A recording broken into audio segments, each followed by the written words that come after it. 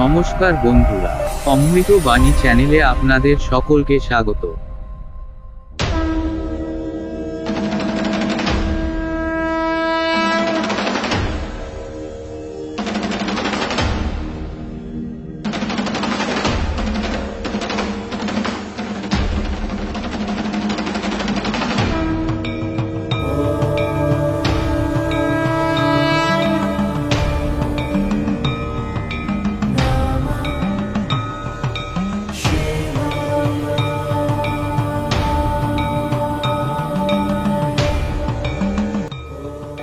বন্ধুরা, আজকে আমরা জানবো শ্রাবণ মাসে সোমবার শিবের মাথায় জল ঢালা হয় কেন। শ্রাবণ মাস হলো হিন্দু ধর্মাবলম্বী মানুষজনের কাছে একটি পবিত্র মাস। হিন্দু ধর্মের শিবের উপাসকরা শ্রাবণ মাসকে শিবের উপাসনা করার মাস বলেই মানেন। তবে অনেকের মতো আপনার মনেও হয়তো এই একই প্রশ্ন ভেসে ওঠে, শ্রাবণ মাসে সোমবারে শিবের মাথায় জল ঢালা হয় কেন। এই ধরনের প্রশ্ন আমাদের সকলের মাথায় ঘুরপাক খায়, আর এটাই স্বাভাবিক। আসুন তাহলে আজকে আমরা জানবো এই হিন্দুদের শ্রাবণ মাস সোমবার দিন শিবের মাথায় জল ঢালার কারণ, অর্থাৎ শ্রাবণ মাসের সোমবারে শিবের মাথায় জল ঢালা হয় কেন, তার পৌরাণিক ইতিহাস জানবো। আমার সকল বন্ধুদের কাছে একটাই অনুরোধ যে ভিডিওটি সম্পূর্ণরূপে দেখবে এবং ভিডিওটি ভালো লাগলে অবশ্যই লাইক, কমেন্ট, শেয়ার করবে। হিন্দু ধর্মাবলম্বী মানুষজনের মতে ও হিন্দু পঞ্চাঙ্গ অনুসারে শ্রাবণ মাস হলো হিন্দু নববর্ষের পঞ্চম মাস, অর্থাৎ 5 নম্বর মাস। হিন্দু পঞ্জিকার পঞ্চম মাস অর্থাৎ শ্রাবণ মাসে হিন্দু ধর্মাবলম্বীদের মধ্যে যারা শিবের পুজো করেন তাদের বিশ্বাস, পঞ্চাঙ্গ মাসে শিবের উপাসনা করলে ভগবান শিব তার ভক্তদের দুঃখ দুর্দশা দূর করেন এবং ভক্তগণের মনের বাসনা পূরণ করেন। তাই তো এ সময় হিন্দুরা শ্রাবণ মাসে সোমবার দিন শিবের আরাধনা করেন। শ্রাবণ মাসে শিবের মাথায় জল ঢালা হয় কেন, এই নিয়ে পৌরাণিক ঘটনা সহ নানান ধরনের গল্প ও উপাখ্যান আমাদের মনে ছড়িয়ে ছিটিয়ে রয়েছে। আমরা শ্রাবণ মাসে সোমবারে শিবের মাথায় জল ঢালা হয় কেন তার কারণ সহ কয়েকটি উপাখ্যান এই ভিডিওতে জানানোর চেষ্টা করব। তার সাথে শ্রাবণ মাসে শিব ও ভক্তগণের বোলবম যাত্রার প্রেক্ষাপট আপনাদের সামনে তুলে ধরার চেষ্টা করব। বন্ধুরা, চ্যানেলে নতুন হয়ে থাকলে চ্যানেলটি অবশ্যই সাবস্ক্রাইব করে নিন এবং এই ধরনের ভিডিও নোটিফিকেশন সবার আগে পাওয়ার জন্য পাশে থাকা বেল আইকনটি প্রেস করতে ভুলবেন না। প্রথমে আমরা জানবো শ্রাবণ মাসে সোমবার শিবের মাথায় জল ঢালা নিয়ে শিব পুরাণে কি বলা হয়েছে। শিব পুরাণের কাহিনী অনুসারে আপনারা সবাই জানেন যে ভগবান শিবের সঙ্গে মাতা পার্বতীর বিবাহ হয়। তাই শ্রাবণ মাসে শিবের মাথায় জল ঢালার ঘটনা হলো আসলে শিব পার্বতীর বিয়ের সময় জল সইতে যাওয়ার অনুষ্ঠানকে কেন্দ্র করে।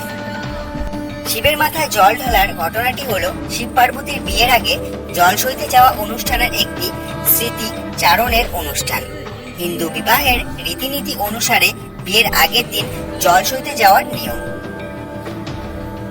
শ্রাবণ মাসের সোমবার দিন শিব পার্বতীর বিয়ের জল সইতে যাওয়া অনুষ্ঠানের পুনর্বর্তন হলো শিবের মাথায় জল ঢালার অনুষ্ঠান।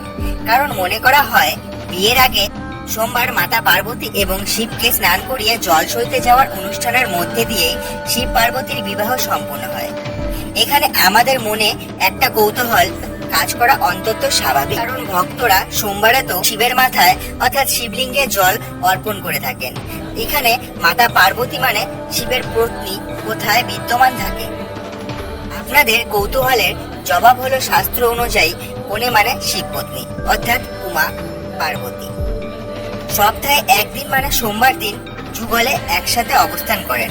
আর সোম কথার আক্ষরিক অর্থ হচ্ছে সহাবস্থান, মানে শিব পার্বতীর একসাথে বিরাজিত হওয়া। এরপর থেকে হিন্দু ধর্মের রীতিনীতি অনুযায়ী শিব পার্বতীর সহাবস্থানের দিন স্বরূপ সোমবার দিনটিকে শিবের মাথায় জল ঢালার প্রশস্ত দিন বলে ধার্য করা হয়েছে। তখন থেকে আজ অব্দি হিন্দু ধর্মাবলম্বী শিব উপাসনাকারীরা প্রতি বছর শ্রাবণ মাসে সোমবার দিন শিবের মাথায় জল ঢেলে শিবকে স্নান করিয়ে যেমন নিজে পুণ্য অর্জন করবার চেষ্টা করেন, আর ঠিক একই সাথে হর পার্বতীর বিবাহ বার্ষিকীর অনুষ্ঠান পালন করাও হয়ে যায়। এবার আমরা জানবো এই নিয়ে সমুদ্র মন্থনে উঠে আসা শিবের গরল পান করার ঘটনার পৌরাণিক কাহিনী।